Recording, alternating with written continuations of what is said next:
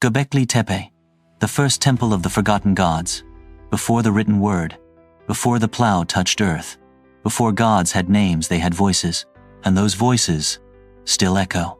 Beneath the hills of Anatolia, in a place older than cities, older than myth, there sleeps a monument that should not exist.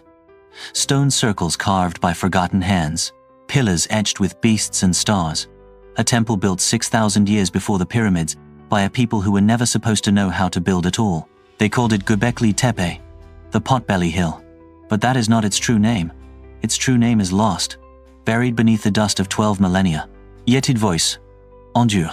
And now, through the rift of realms we listen. In the spring of 1994, atop a barren hill in southeastern Turkey, a man named Klaus Schmidt brushed the earth and felt something impossible. A curved stone, smooth, carved, deliberate. At first, it seemed like nothing. But as the sand fell away, shapes emerged.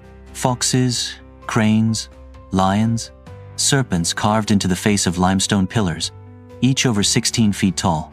The world would soon learn what he had uncovered. But Schmidt, standing in the desert wind, already knew. He whispered, "This changes everything." For it did. Göbekli Tepe was no mere ruin.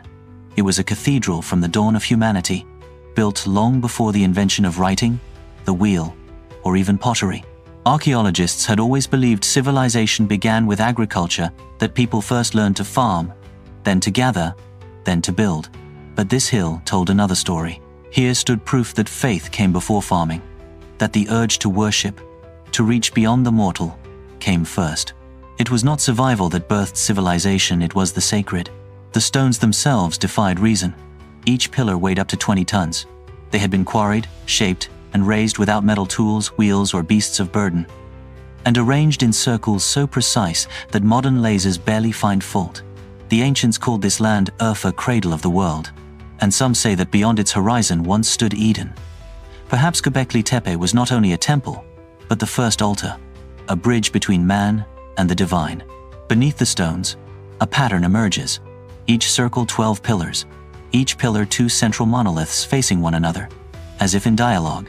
Their shape, the unmistakable outline of the human form, broad shoulders, arms folded across the chest, yet they bore no faces. The heads were blank, smooth, unknowable. To the people who built them, these were not idols. They were beings, the intercessors, the first gods, guardians of the boundary between the living and the eternal.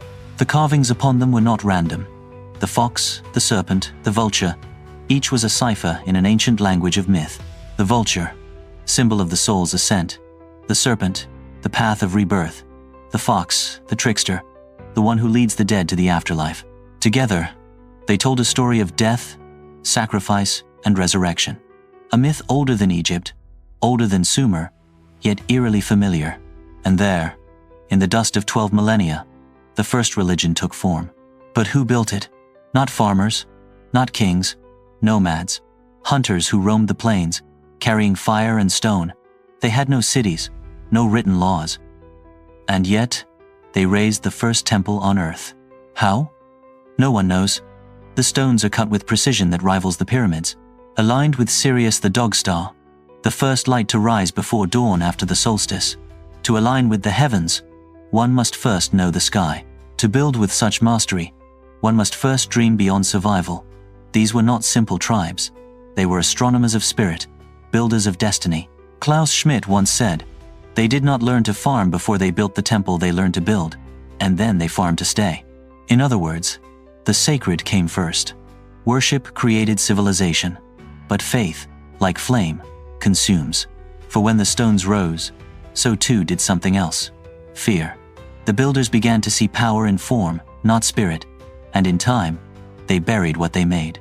Not destroyed, buried, as if sealing a secret too great to hold. Why? No one knows. Layer upon layer of earth covered the temple intentionally. Not collapse, not decay. Burial. The soil that sealed Göbekli Tepe was packed tight by human hands. It was an act of preservation, or of warning. What did they fear? Some believe they heard the voice of the sky, an event that shattered their world. For around 9,600 BCE, the earth changed. The Ice Age ended. Oceans rose. The climate shifted in fury. Entire species vanished. Floods drowned the plains, and the heavens blazed. Some researchers suggest a comet impacted the very catastrophe remembered as the Great Flood in nearly every ancient culture. And perhaps, in that chaos, the builders of Göbekli Tepe tried to save something not physical but spiritual. They sealed their temple, not to hide from death, but to preserve a covenant. And then, they vanished, leaving only stone to speak for them. For 12,000 years, Göbekli Tepe slept. The winds shifted, the rivers changed course. Empires rose and fell: Sumer, Babylon, Egypt, Greece, Rome. But the hill remained, silent, waiting, until one man brushed the sand aside and awoke it. And in its silence, humanity heard itself again. For this temple is not a relic. It is a mirror, a reflection of who we were and who we still are. We, the builders of symbols, the seekers of meaning, the shapers of myth. Every civilization since has carried its echo. The ziggurats of Sumer, the pyramids of Egypt, the cathedrals of Europe, all share one dream: that we might reach beyond the veil of the mortal and touch eternity. Göbekli Tepe was the first whisper of that dream, the first song of stone. Modern researchers have found something extraordinary. The carvings on one pillar, known as Pillar 43, the vulture stone, depict constellations that match a specific date: 10,950 BCE, the same era of the Younger Dryas, the cataclysm that reshaped the world. Could it be that these carvings recorded the sky as it was then, not as they saw it, but as it fell? If so, Göbekli Tepe is not just a temple, it is a message, a warning, encoded in stone, the memory of the last great cycle of destruction, a gift or a curse left by those who remembered what the stars once did to the earth. And if we read it rightly, it may also foretell the next. The stones hum still. Archaeologists have detected acoustic resonance within the enclosure's frequencies that match human heartbeat rhythm. When sound is made within the circles, the walls amplify it like a drum of time. To stand within Göbekli Tepe is to feel something ancient stir beneath your feet, a pulse that has not stopped in 12,000 years. Perhaps it is the voice of the forgotten gods, or perhaps it is our own. For in every age, humanity rebuilds what it has lost. Every myth is a memory, every ruin a prophecy, and the stones remember. When you gaze upon Göbekli Tepe, you are not looking backward, you are looking inward into the genesis of your own story. The builders may be gone, but their echo remains in every temple, every dream, every question we ask of the stars. They built to speak with the gods. We build to remember them. And in that, the circle is unbroken. The song continues. You have crossed the rift into the world's first temple, where faith was born from dust and stone.